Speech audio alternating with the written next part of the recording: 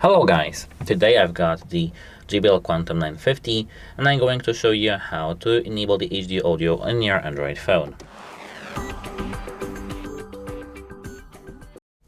So at first, open the settings. Here tap About Phone and now here Detail Info and Specs.